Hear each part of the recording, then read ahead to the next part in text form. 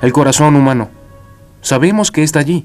Podemos sentirlo trabajando dentro de nosotros, y su existencia ha sido documentada durante miles de años.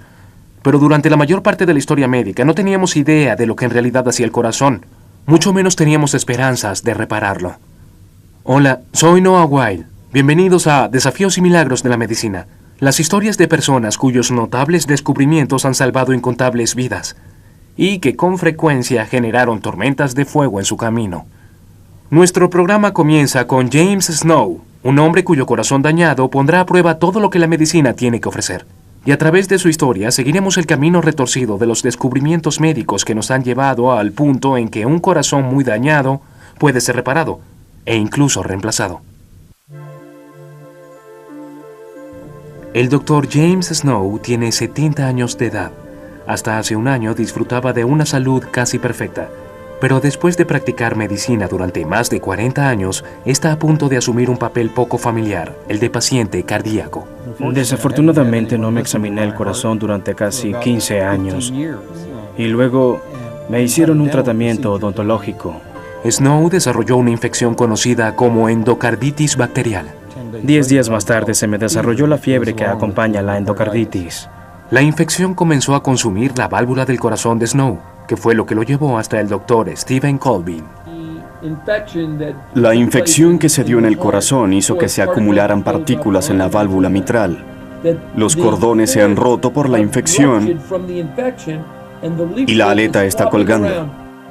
En la mayoría de los hospitales, los médicos abrirán todo el pecho de Snow y reemplazarán la válvula dañada. Pero Snow ha venido aquí porque el Dr. Colvin hará lo que pocos otros doctores pueden hacer. En un procedimiento novedoso reconstruirá la válvula de Snow y lo hará a través de una minúscula incisión a un lado del pecho. Lo que tendremos que hacer es reparar la parte de la válvula que tiene pedazos rotos, juntar los tejidos y luego reforzaremos el área circundante con una banda. Una cirugía como esta, de hecho, cualquier cirugía, depende del conocimiento preciso y detallado del cuerpo humano que tenemos en la actualidad. Pero hasta mediados del siglo XVI, incluso los médicos apenas tenían un conocimiento incompleto y sumamente impreciso de la anatomía humana.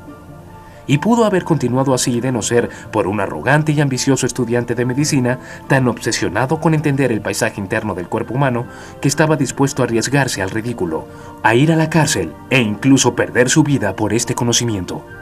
Verá, la disección de cuerpos humanos había sido prohibida desde el comienzo de la historia conocida, de manera que todo lo que se sabía del cuerpo humano era derivado de disecciones en animales.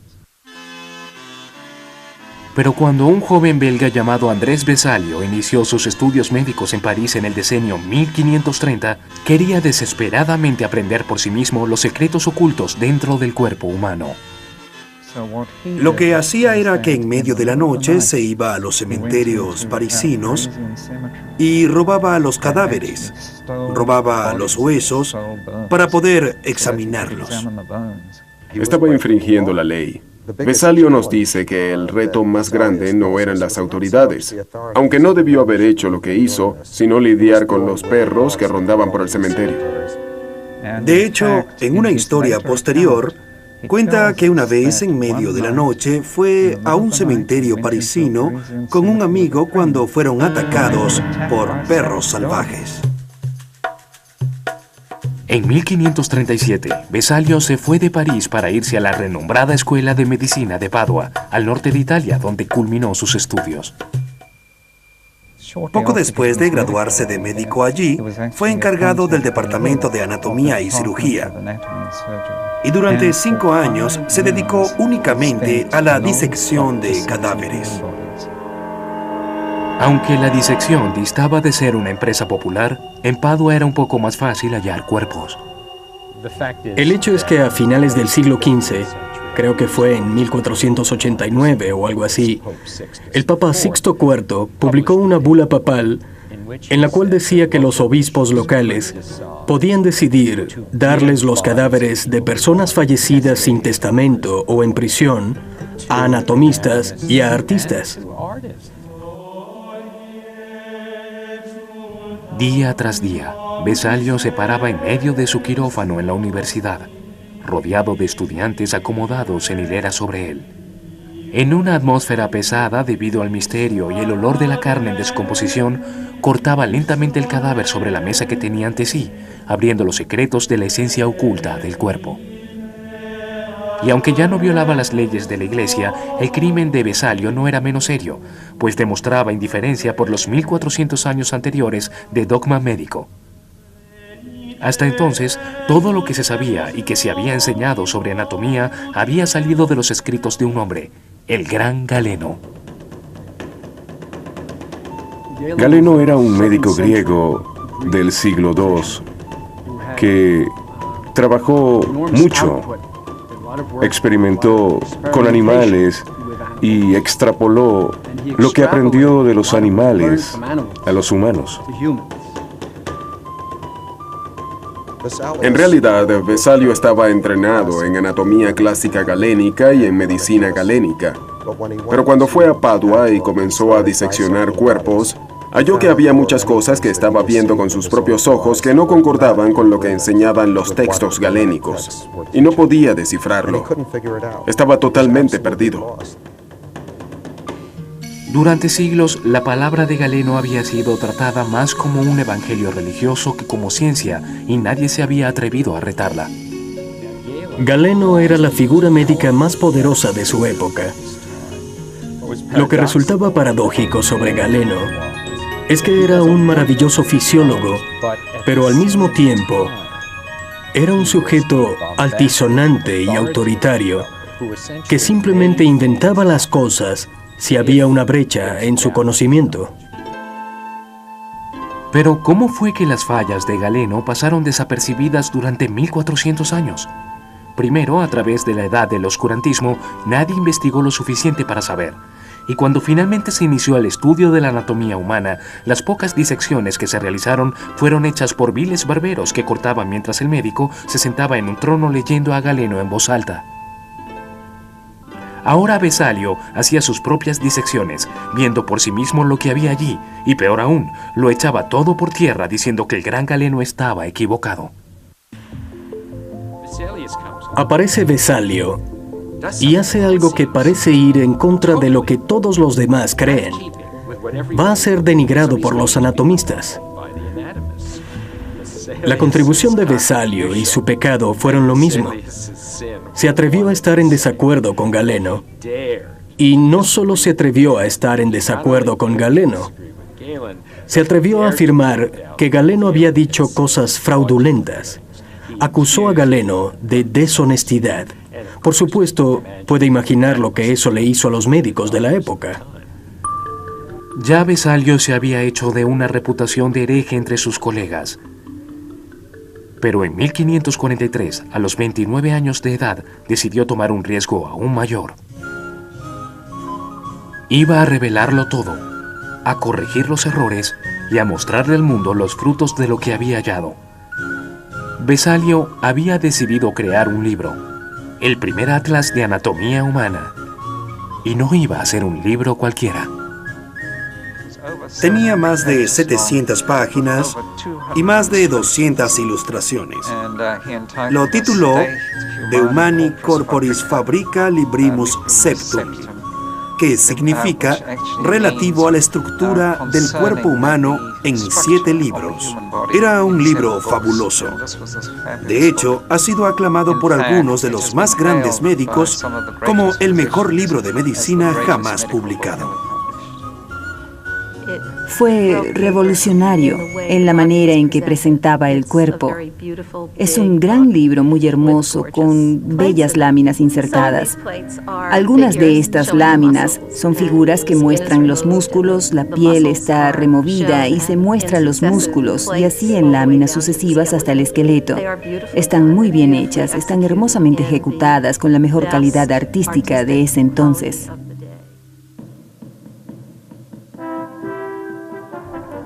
Aunque en algunos círculos Vesalio seguiría siendo ridiculizado, su libro fue catalogado como una obra maestra y le valió notoriedad internacional.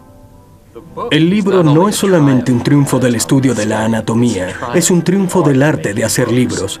Así que lo que tenemos aquí es un hito en pedagogía, un hito en anatomía y un hito en el arte de crear libros. Sin el Fabrica, no sé si sabríamos mucho sobre Vesalio. Creo que las personas quedaron tan prendadas de la belleza del Fabrica que Vesalio fue aclamado como el padre de la anatomía moderna.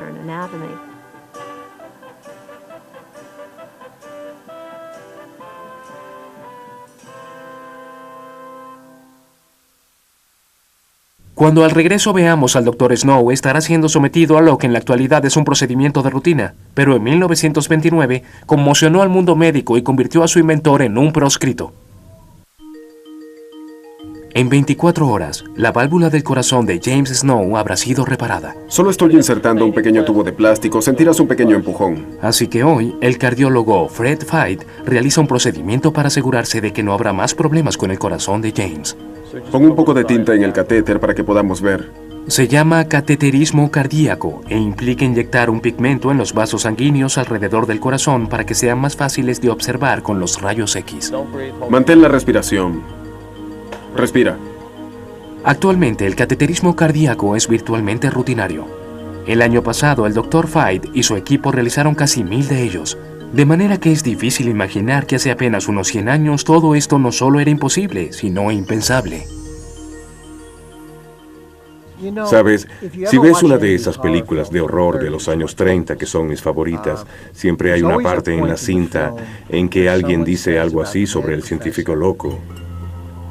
No deberíamos hacerlo. Es algo que Dios ha decretado y el hombre no debería ir más allá. En ese entonces había esa especie de sentimiento con respecto al corazón. Se rumora que en 1880 uno de los cirujanos más eminentes de Europa dijo: un cirujano que trata de suturar una herida del corazón merece perder la estima de sus colegas. E incluso en los años 20, solo alguien con imaginación, coraje e incluso un poco de locura pudo ignorar una advertencia tan seria. Esta descripción sin duda encaja con los de un joven médico alemán, Werner Forssmann. Cuando era estudiante, Forssmann vio un dibujo de un tubo insertado en la vena yugular de un caballo. Lo que se estaba haciendo eran las mediciones originales de la presión sanguínea. Forssmann me dijo muchos años más tarde cuando lo entrevisté que este era el ímpetu por lo que hacía. De hecho, a Forssmann lo consumía la idea de que sí se podía colocar un tubo en el corazón humano.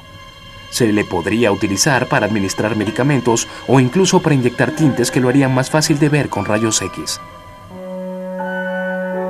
Así que en 1929, cuando inició su residencia en un hospital de la Cruz Roja en el pueblo de Ibersbau, estaba ansioso por probar su teoría. Lo había discutido con sus colegas, con sus profesores y con el director del hospital donde era internista. Y todos le prohibieron que experimentara con las personas. Así que Forssmann cada vez se obsesionó más con esta idea. Decidió que si no podía experimentar en los pacientes, utilizaría el único espécimen humano que tenía, él mismo. Pero sabía que tendría que realizar su experimento en secreto.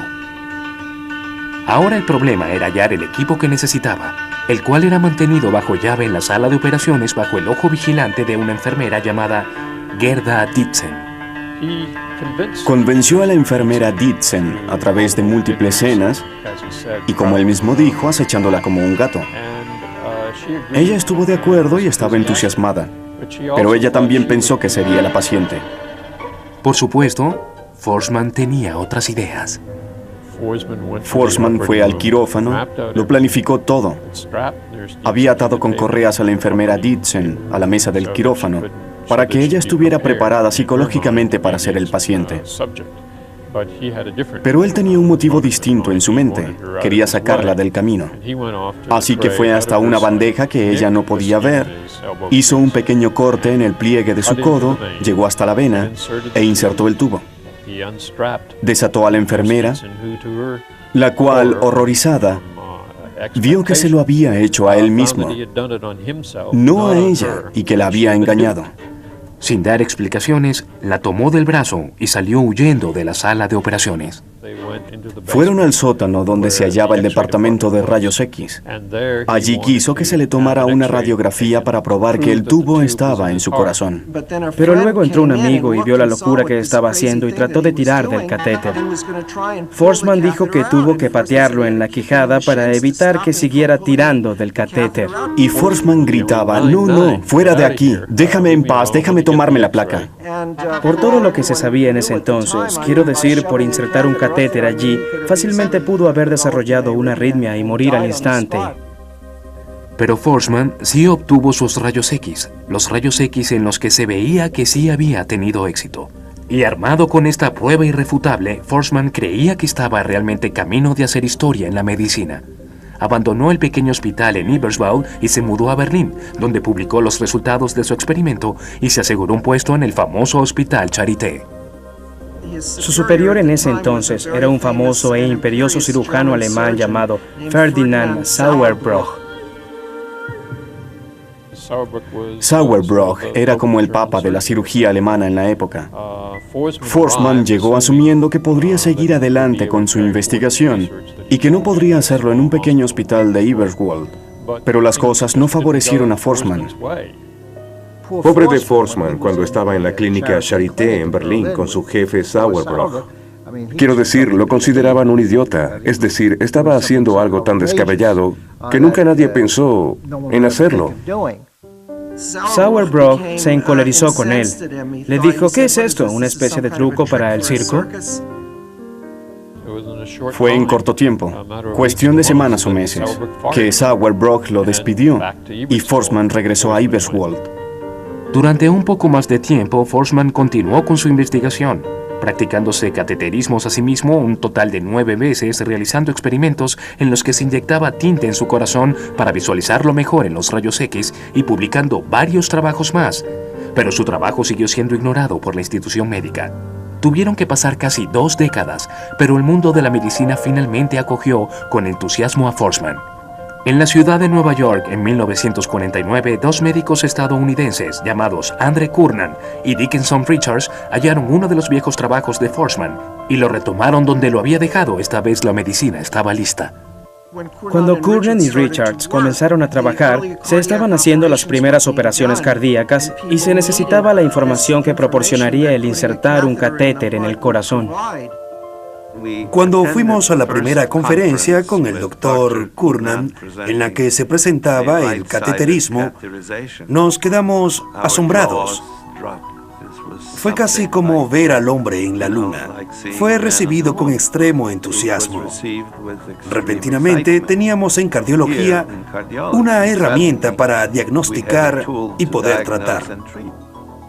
Finalmente, en 1956, después de ser humillado y olvidado durante 25 años, Werner Forsman tomó su lugar junto a Curnan y Richards para aceptar el Premio Nobel en Medicina por su extraordinario trabajo.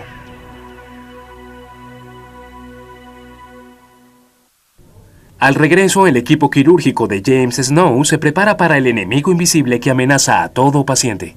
Y conoceremos al joven médico del siglo XIX que fue condenado por descubrirlo.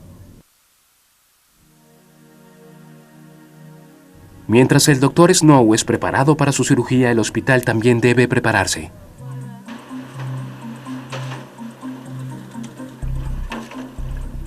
Antes de que el Dr. Colvin pueda realizar su primer corte, un ejército de mano de obra y de tecnología es convocado para enfrentar al enemigo invisible pero mortal que podría amenazar la vida de James Snow, los gérmenes. En todo hospital moderno, miles de horas hombre y cientos de miles de dólares se gastan cada año en una batalla sin fin en contra de esos pequeños adversarios invisibles. Pero a mediados del siglo XIX, nadie sabía lo que eran los gérmenes, mucho menos que transmitían enfermedades. Así que, como pueden imaginar, los estándares de limpieza en ese entonces no eran iguales a los actuales. Generalmente los cirujanos operaban vestidos con trajes de carniceros, con instrumentos sin esterilizar cubiertos de sangre seca. Nadie pensaba que esto de esterilizar y limpiar los instrumentos tuviera algún valor. Haría falta un rudo joven húngaro llamado Ignaz Semmelweis para mostrarle al mundo cuán peligroso era esto en realidad. En el invierno de 1846, Viena era una de las mecas del mundo médico, y el Allgemeines Krankenhaus era su hospital más famoso. Allí el joven Semmelweis era el residente a cargo de la primera clínica de obstetricia. Durante meses había sido torturado por un problema. Muchas de las nuevas madres bajo su cuidado estaban muriendo por una enfermedad conocida como fiebre puerperal. Había cientos de miles de madres muriendo en Europa cada año. Nadie sabía por qué. Así que ese se convirtió en el gran enigma que todos los profesores en obstetricia de Europa observaban y sobre el que formulaban toda clase de ideas. Algunos creían que su enfermedad era causada por miedo, otros pensaban que tenía que ver con que las jóvenes estuvieran casadas o no, e incluso había otros que pensaban que podría ser la causa de un misterioso halo que pendía de los médicos. Cualquiera que fuera la causa, Semmelweis estaba decidido a hallarla. Lo primero que notó fue particularmente confuso. Lo extraño del asunto es que había dos clínicas. Una que era manejada principalmente por los médicos y la otra por las parteras. La clínica que era manejada principalmente por las parteras tenía una tasa de mortalidad mucho menor entre estas pobres mujeres. Semmelweis estaba confundido por esta diferencia. ¿Qué tenía la sala de los médicos que hacía que la tasa de mortalidad fuese mucho más alta? Se dispuso a realizar una serie de experimentos, pero no logró aislar la causa y la tasa de mortalidad en su sala siguió creciendo. Semmelweis estaba abatido. Hasta que un día, en el tipo de accidentes que caracteriza a tantos de los descubrimientos médicos, halló su solución. Tenía un colega llamado Kolechka que se cortó un dedo en la autopsia de una de estas mujeres. Kolechka se infectó y murió. De manera que aunque Semmelweis no sabía nada de gérmenes o de la teoría de los gérmenes de las enfermedades, de pronto se dio cuenta de que había una especie de veneno que causaba este estado. En un destello de claridad, Semmelweis vio lo que estaba sucediendo. Los estudiantes realizaban estas autopsias en estas mujeres muertas y metían sus manos en las heridas. No veían razón para lavar la sangre de sus manos. Y luego iban a la sala de estudiantes y examinaban a estas mujeres que acababan de dar a luz y que tenían heridas abiertas por el parto. De manera que los doctores estaban llevando los gérmenes de un paciente al otro en sus manos sucias. Estaban matando a sus propios pacientes. Semmelweis le escribiría a un colega: solo Dios sabe la cantidad de mujeres que he enviado prematuramente al sepulcro. Semmelweis no perdió tiempo para instituir una política de absoluta pulcritud en su cuadra y obligó a todos los médicos a lavarse las manos en una potente solución de limón cloratado. Casi de inmediato, la tasa de mortalidad comenzó a bajar, prueba aparente de que Semmelweis estaba en lo cierto, pero en lugar de convertirlo en héroe, su revelación fue airadamente rechazada por sus colegas. Una de las razones por las que eso no podía ser aceptado era que para entender realmente este concepto tenían que saber ciertos principios de ciencia que aún no habían sido descubiertos. En la actualidad es muy fácil para nosotros ver esto y decir, qué estúpidos eran, qué cosa tan terrible. Pero así se hacían las cosas en el siglo XIX. Nadie pensaba que tuviera nada de malo. Semmelweis les hizo saber en términos bastante precisos que ellos eran los culpables de las muertes de las mujeres. Así que tienen a este hombre en su medio diciéndoles que eran unos asesinos y que al rehusarse a aceptar su doctrina iban a matar más mujeres, lo cual siempre habían hecho desde el comienzo de sus carreras. Esto era inaceptable, así que fue despreciado. Enfrentado al desprecio y al ridículo, Semmelweis se sumergió en una profunda depresión, renunció a su empleo y regresó a Hungría. A veces es muy malo tener la razón, pero cuando realmente no tienes ninguna duda y tu certeza de lo que has descubierto hace que los demás se sientan culpables y se los restriegas en la cara en lugar de presentárselos de manera científica o tal vez diplomática, es de esperarse que el techo se caiga sobre tu cabeza. En el caso de Semmelweis, bien podría decirse que así fue.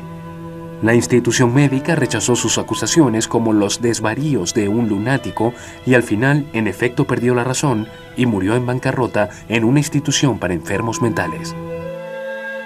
Fue 30 años después de su muerte cuando finalmente recibió el reconocimiento que merecía. Los vieneses que lo habían denigrado lo reclamaron como uno de los suyos y los húngaros lo conmemoraron en su pueblo natal de Pest.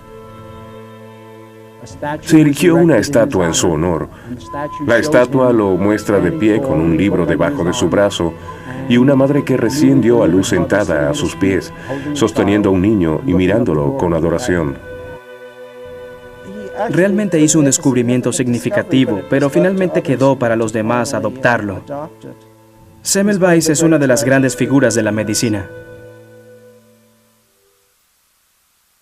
Nuestro paciente, James Snow, estará en un profundo sueño antes de que su cirujano haga el primer corte. Pero cuando regresemos, exploraremos el horripilante mundo de la cirugía antes de la anestesia. Se han tomado todas las precauciones y se han hecho los preparativos para la cirugía del Dr. Snow.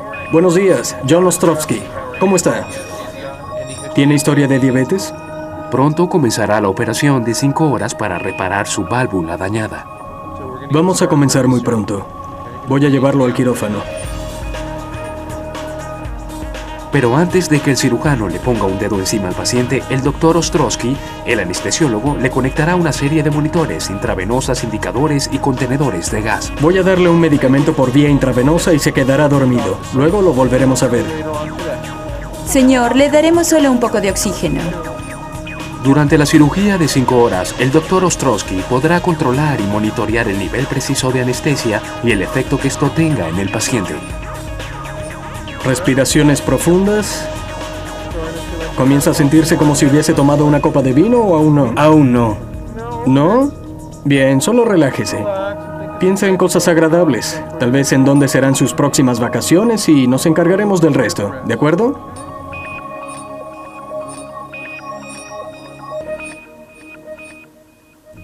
Doctor Snow.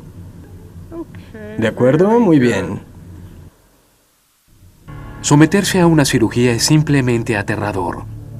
¿Algo saldrá mal? ¿Habrá complicaciones? Lo único que damos por sentado es que mientras se está realizando la cirugía, estaremos felizmente dormidos sin sentir ningún dolor. Ahora, imagine someterse a una cirugía sin ningún tipo de anestesia. Hasta mediados del siglo XIX, eso era lo que todo paciente de cirugía debía atenerse. A veces el cirujano tenía que llevarte a rastras por el cuello. Te llevaban a una habitación del hospital, usualmente en el último piso del hospital o en el sótano, porque de ese modo el resto del mundo no podría escucharte gritar. A veces te amarraban como a un pollo que preparaban para asarlo, de manera que las extremidades y el resto del cuerpo estaban inmóviles, o 6 o más hombres venían y te inmovilizaban. Tal vez el dolor físico cesaba rápidamente. Lo que era especialmente horripilante era que el dolor mental continuaba tal vez durante el resto de tu vida. La gente hablaba del hecho de no poder sacarse de la cabeza el sonido de su extremidad cayendo al suelo. Como el dolor era tan grande, la velocidad se convirtió en la cualidad más apreciada en un cirujano. El Dr. Robert Liston era uno de los grandes velocistas de la cirugía. Podía amputar una pierna y si estornudabas te perdías la amputación. Pero todos los cirujanos de la época tenían que trabajar así de rápido, porque el dolor de una operación quirúrgica sin anestesia es tan severo que fácilmente podrías morir por el choque. Muy pocas personas pueden soportar ese tipo de dolor intenso durante más de unos pocos segundos. Finalmente, a mediados del siglo XIX, la era de la cirugía en pacientes conscientes estaba por llegar a su piadoso final. En un frío día del otoño de 1846, el doctor John Warren, experto cirujano del Hospital General de Massachusetts, se hallaba en su quirófano rodeado por varios de sus estudiantes y colegas. A mediodía extirparía un pequeño tumor del cuello de un joven llamado Abbott. Para Warren, un cirujano veterano, esta sería una cirugía relativamente simple. Sin embargo, cambiaría la cara de la cirugía para siempre. El hombre del momento era William Morton, un joven y oportunista estudiante de medicina, dentista a medio tiempo y fabricante de dientes falsos, que había logrado convencer al Dr. Warren para que le permitiera demostrar su medicamento recién descubierto para el dolor quirúrgico. Warren preparó al paciente frente a la audiencia de médicos y estudiantes en el anfiteatro. Esperó y esperó por el Dr. Morton, que no llegaba. Esperaron, vieron sus relojes y dijeron, ¿dónde está Morton? Es decir, era un gran momento. Este es el Hospital General de Massachusetts y está retrasado. Finalmente apareció corriendo por las escaleras justo cuando el Dr. Warren tenía el escalpelo listo. El Dr. Warren hizo una reverencia y con todo el sarcasmo que pudo dijo, «Su paciente está listo, señor». Con movimientos deliberadamente lentos, Morton reveló un frasco de cristal de figura extraña al cual, sin que Warren lo supiera, había terminado esa misma mañana. La sala se llenó del olor de aceites aromáticos, mientras Morton colocaba el dispositivo sobre el rostro del nervioso paciente y comenzaba a administrar su poción. Mientras las manos del señor Abbott caían a los lados y se sumía en un profundo sueño, Morton se volteó hacia el Dr. Warren y, como devolviéndole el sarcasmo, le dijo, «Señor, su paciente está listo». Y el Dr. Warren realizó la operación en un total silencio, en lo que podríamos llamar un silencio hermoso porque solo se escuchaba la respiración profunda y relajada del paciente en el domo de éter. Durante la cirugía no pareció dar signos de dolor o reacción. Estaba calmado, lo cual era diferente a los demás pacientes que había operado el Dr. Warren. Y para el asombro de todos, no dio señales de que hubiera sentido algo. Cuando la operación hubo terminado, el Dr. Warren se dirigió a la audiencia expectante y dijo, «Caballeros, esto no es una patraña». Y con esto comenzaba una nueva era. Morton había inventado una sustancia que cambiaría por sí sola el rostro de la cirugía. Al menos eso era lo que él quería transmitir. El líquido contenido en el frasco, cuyo olor estaba disfrazado con perfume, no era más que éter. Una sustancia que era conocida desde hacía cientos de años. De hecho, en ese entonces, había dos sustancias anestésicas, éter y óxido nitroso, también conocido como gas hilarante. Ambas eran muy populares como drogas recreativas. Eran económicas y de fácil adquisición. Se habían convertido en las favoritas de los adolescentes, estudiantes de medicina y de la clase alta. En los espectáculos itinerantes, una forma de entretenimiento, utilizaban éter u óxido nitroso e invitaban a participantes de la audiencia para que subieran y respiraran los gases. Así que tanto el éter como el óxido nitroso estaban en todas partes. Sin embargo, nadie parecía notar que estaban en presencia de un medicamento para la tortura del dolor quirúrgico. Finalmente, un dentista llamado Horace Wells lo notó. Wells había participado en una demostración de gas hilarante en una feria rural. Horace Wells notó que uno de sus coparticipantes se había cortado una pierna sobre el escenario y nunca sintió dolor o reacción de ningún tipo. Así que se preguntó si esto podría ser utilizado en su consultorio odontológico.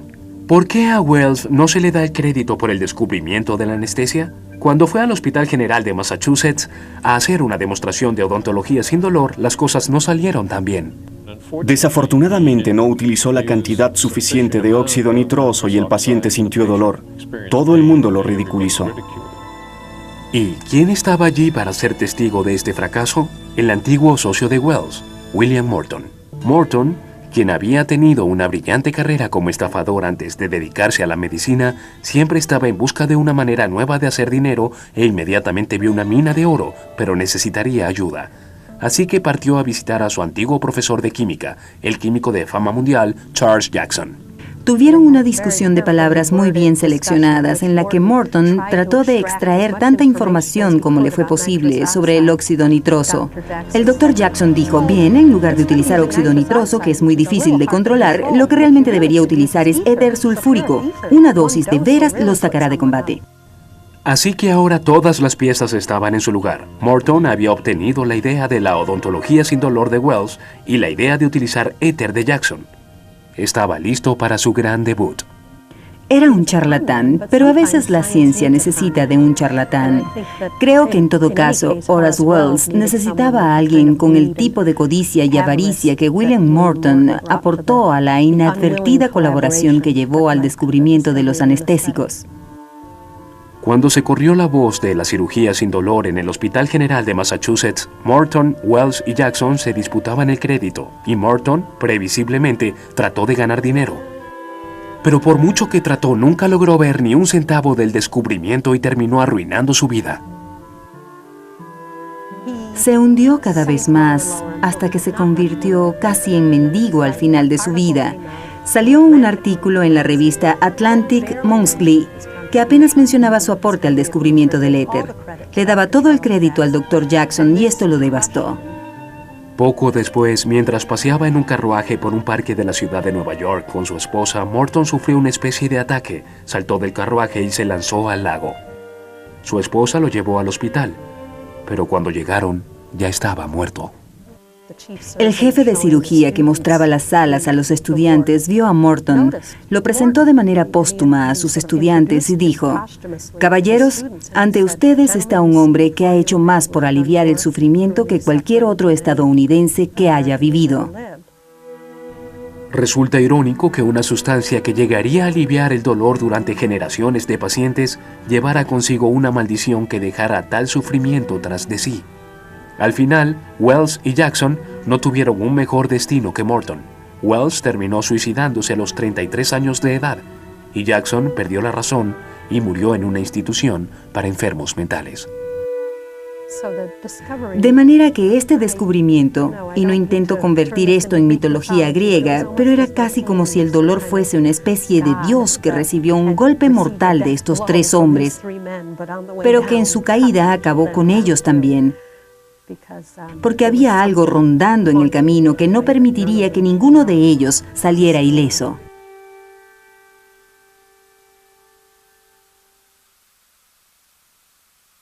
Cuando al regreso veamos a James Snow, sus médicos tendrán que detener su corazón para realizar su cirugía compleja. Y conoceremos al obsesionado médico que pasó su vida buscando la manera de hacerlo.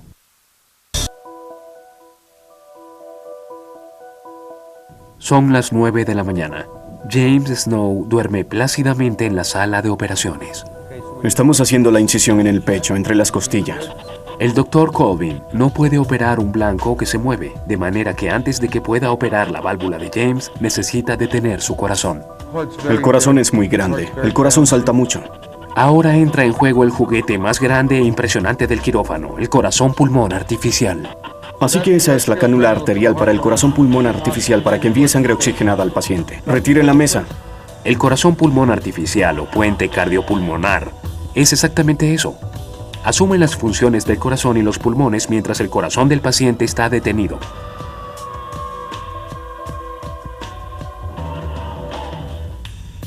Y entonces se detendrá.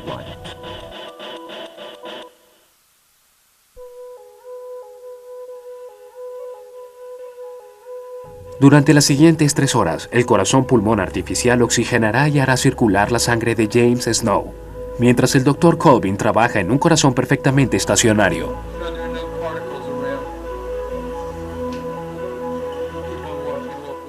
Finalmente, la reparación está completa, y es hora de regresar a la vida al corazón de James Snow. Apáguela.